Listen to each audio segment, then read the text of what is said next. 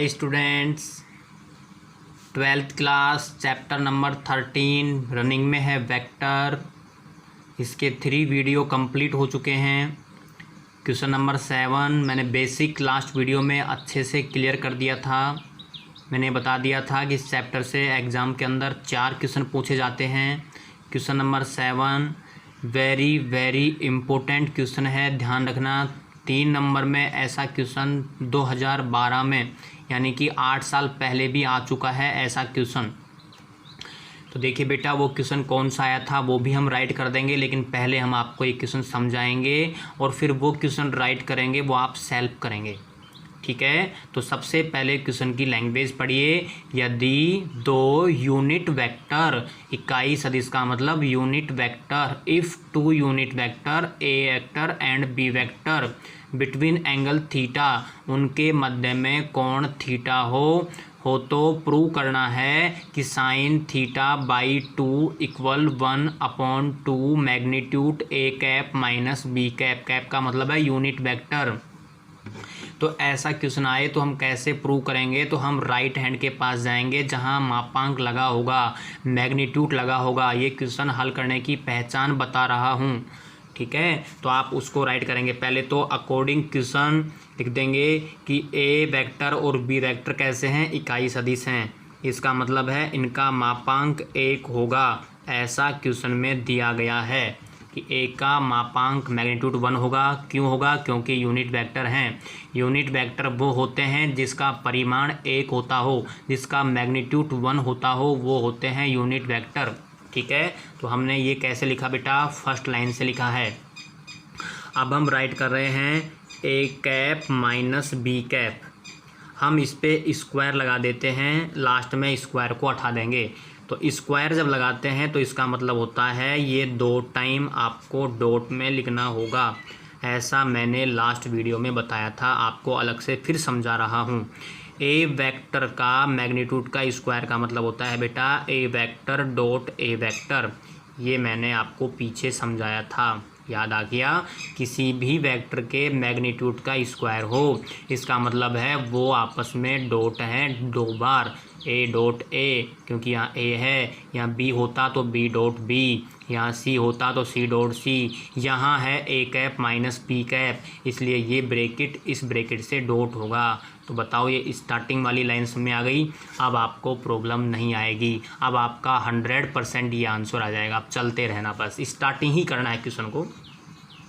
देखो बेटा, इन दोनों को डॉट करना है। A cap dot A cap minus A cap dot B cap minus B cap dot A cap minus minus plus dot B cap, यानी इन दोनों का आपस में डॉट कर दिया।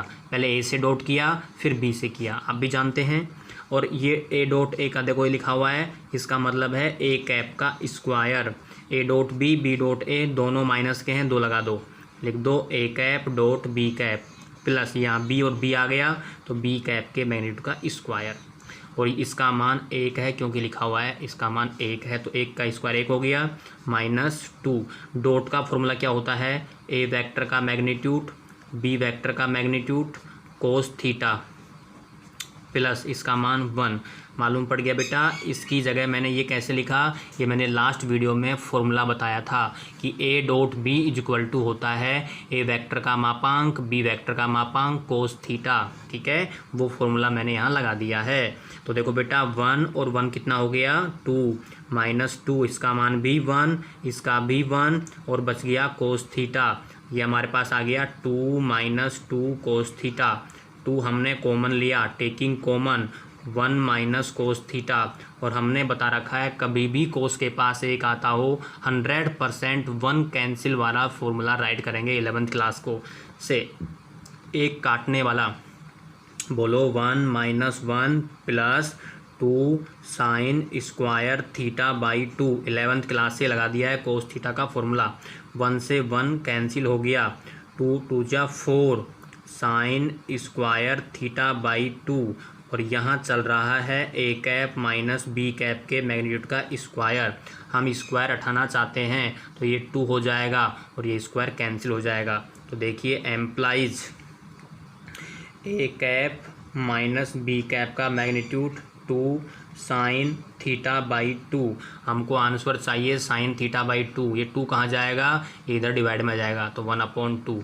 अब देखो आंसर आ गया 1/2, ये वाला मिल गया। ऐसे कैसे, तो एक स्टेप और बढ़ा दूँ, implies sine theta by 2 is equal to 1/2 magnitude A cap minus B cap. Underline कर देंगे, लिख देंगे left hand equal to right hand, hence prove. इसलिए ये क्वेश्चन वेरी वेरी इंपॉर्टेंट था, आपको अच्छे से समझ के इसकी प्रैक्टिस करनी है बेटा। अब हम आपको सेम ऐसा ही क्वेश्चन 100% ऐसा का ऐसा क्वेश्चन दे रहा हूँ, आप में से देखते हैं कौन सा स्टूडेंट सोल्व करेगा। ठीक है, मैं यहाँ स्पेस खाली है, मैं यहीं राइट कर देता हूँ, दोनों की पहचान भी आपको पता रहेगी।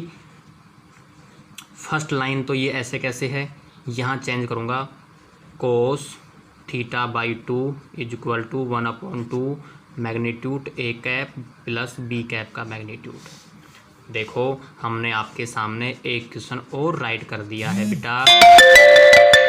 सेलेक्ट करेंगे क्या डिफरेंस है, यहाँ साइन है, यहाँ कोस है, यहाँ माइनस है, यहाँ प्लस है, तो आप क्या करोगे मुझे बताओ। ये भी आएगा ऐसे कैसे, ठीक है, यहाँ प्लस हो जाएगा, plus plus plus plus plus, यहाँ प्लस, यहाँ प्लस, यहाँ प्लस, यहाँ प्लस, और प्लस आते ही कोस का फॉर्मूला चेंज हो जाएगा, और कोस का फॉर्मूला चेंज हो जाएगा तो वहाँ कोस स्क्वायर आ जाएगा। ठीक है, तो कोस स्क्वायर आ जाएगा तो फिर आंसर कोस में आ जाएगा। तो हमने एक नहीं आपको 2 क्वेश्चन करवा दिए हैं। ठीक है, ये क्वेश्चन आया था 2012 में जब NCERT लगी थी, उस साल ये क्वेश्चन बोर्ड के एग्ज़ाम में पूछा गया था। ठीक है, लेकिन अब की बार ये वाला क्वेश्चन है आपकी बुक में, तो दोनों में से कोई सा भी दे सकता है, आपको दोनों क्वेश्चन आने चाहिए। अब हम ले चलते हैं आपको क्वेश्चन नंबर 8 पर। Question number 8 very important 1 marks के लिए है। सुनिए बेटा, लैंग्वेज सदिश, इसको हम ए सपोज कर लेंगे कि ए वेक्टर का सदिश, इसको बी वेक्टर सपोज कर लेंगे, पर प्रक्षेप ज्ञात करो। इस सदिश का ऑन इस सदिश पर प्रोजेक्शन फाइंड करना है। ऑन मैंने कहा था पर आएगा, वो हमेशा नीचे आएगा, वो मैंने अच्छे से आपको लास्ट वीडियो में फॉर्मूले समझा दिए थे कि प्रोजेक्शन कैसे फाइंड करते हैं। तो सबसे पहले हमने सपोज किया let A vector 4i minus 2j cap plus k cap, B vector 3i cap plus 6j cap minus 2k cap. प्रश्न अनुसार राइट कर देंगे सदिश ए वेक्टर का सदिश बी वेक्टर पर प्रक्षेप equal A vector dot B vector upon B vector का मैग्नीट्यूड। हमेशा याद रखें प्रक्षेप का आंसर कभी भी माइनस में नहीं आएगा, तो आप यहाँ मैग्नीट्यूड लगा सकते हैं। इसका मतलब है जो आंसर आएगा वो प्लस का आएगा, ये मापांक है, याद रखें। ठीक है, कई लड़के क्या होते हैं लास्ट में भूल जाते हैं और जो आंसर आता है उसी को लिख के आते हैं और मार्क्स कट जाते हैं। तो बेटा ध्यान रखना, जो कैलकुलेशन करने के बाद जो आंसर आएगा वो धनात्मक होना चाहिए। ठीक है, तो अब देखिए हम यहाँ राइट करते हैं ए डॉट बी। ए का मान हमारे पास में 4i minus 2j plus K dot 3i plus 6j minus 2k upon under root B का 3 का स्क्वायर 9, 6 का 36, 2 का 4 का 3 से करेंगे 12, माइनस 2 को इससे करेंगे माइनस 12, और ये हो गया माइनस का 2 अपॉन अंडर रूट 49। हमने इसके मापांक लगा दिया है। ठीक है, तो ये कैंसिल हो गया, माइनस का 2 आ गया, तो माइनस का 2 आ गया, इसको बाहर ले जाओ प्लस का, और ये 7, ये आंसर आएगा। यदि हम यहाँ पे मापांक नहीं लगाते तो लड़के माइनस का 2/7 लिख के आते और हमारे मार्क्स कट जाते और आपको पता भी नहीं लगता कि हमने कहाँ मिस्टेक कर दी। ठीक है, तो हमने जो बताया उसका ध्यान रखें। क्वेश्चन नंबर 9 ऐसा ही राइट कर रहा हूँ, आपकी बुक का क्वेश्चन है। देखिए क्वेश्चन नंबर 9 राइट किया है आपके लिए, मैं समझा रहा हूँ बेटा। सदिश पर, देखो लैंग्वेज बदल दी ना, पर पहले ही आ गया। सदिश पर सदिश का प्रक्षेप ज्ञात करो। तो आपने इसको यदि ए माना कि माना ए ये है और बी ये है, तो बताओ सूत्र क्या आएगा। पर मैंने कहा था जो पर आता है वो नीचे आता है। बोलो फॉर्मूला बोलो, A vector dot B vector upon A vector, क्योंकि आपने इसको ए माना है तो ये जहाँ पर लगा होता है वो जस्ट नीचे आएगा। तो इसका फॉर्मूला समझ में आ गया। सदिश पर है, यहाँ पे लैंग्वेज आपके सामने लिखी हुई है। क्वेश्चन नंबर 10 ये ठीक है, 8 जैसा है। सदिश इसको ए मान लो, का सदिश इसको बी मान लो, पर प्रक्षेप ज्ञात करो। क्वेश्चन नंबर 8 वैसा ही क्वेश्चन नंबर 10, केवल 9 उसने थोड़ा सा चेंज किया है। तो मैंने 2 क्वेश्चन आपको प्रक्षेप के ऊपर राइट किए हैं। ठीक है बेटा, चलो हम फिर आपको और क्वेश्चन राइट करते हैं। क्वेश्चन नंबर 11, क्वेश्चन नंबर 11 मैंने राइट किया है, 2 सदिशों ए वेक्टर और बी वेक्टर के परिमाण magnitude of A vector and B vector is √3 and 2 हैं। ठीक है, तो ए का मापांक √3 और बी का मापांक 2 दे रखा है फर्स्ट लाइन से। ए वेक्टर डॉट बी वेक्टर √6 दे रखा है और ए और बी के बीच का कोण पूछा है, यानी कि एंगल बिटवीन 2 वेक्टर, यानी कि हमको कोस थीटा का मान बताना है। बताओ कोस थीटा का सूत्र क्या होता है, बोलो। मैंने याद करवाया था आपको, cos theta is equal to A vector dot B vector upon A vector का मैग्नीट्यूड बी वेक्टर का मैग्नीट्यूड। ठीक है, उसमें वैल्यू रख देना, आंसर आ जाएगा थीटा बराबर जो भी आएगा। क्वेश्चन नंबर 12, सदिशों इसको ए वेक्टर मानेंगे, इसको बी वेक्टर मानेंगे, बीच का कोण वही कोस थीटा बताना है, कोस थीटा जो भी मैंने 11 नंबर में बोला है। Question number 13 is very important, board में आ चुका है, ध्यान रखना। ये क्वेश्चन आ चुका है, ये क्वेश्चन भी आ चुका है, दोनों आ चुके हैं। If unit vector, A vector कैसा है, यूनिट वेक्टर है, इसका मतलब है इसका मैग्नीट्यूड 1 होगा। ए का मापांक का मान 1 होगा क्योंकि लिखा हुआ है यदि एक मात्रक सदिश ए वेक्टर हो और इन दोनों का डॉट 12 हो 12, तो बताओ एक्स वेक्टर का मापांक कितना होगा। तो बेटा मैं इसको सोल्व कर देता हूँ।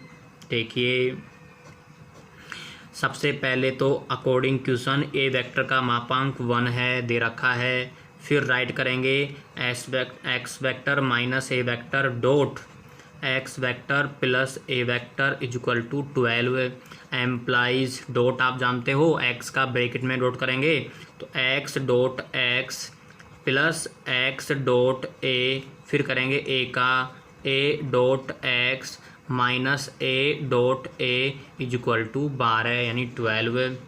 अब भी बताया था X dot X, A dot A, B dot B, इसको बोलते हैं एक्स के परिमाण का स्क्वायर, प्लस ये माइनस का ये प्लस का दोनों कैंसिल हो गए, और ए डॉट ए को क्या बोलते हैं, या माइनस आएगा क्योंकि यह माइनस है।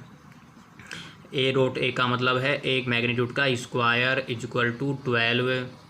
इसका मान आपको दे रखा है, ऊपर देखो 1 है, तो एक्स वेक्टर के मैग्नीट्यूड का स्क्वायर माइनस 1 का स्क्वायर 1 होता है, 12, 1 उधर चला गया, बताओ कितना हो गया, 13 हो गया।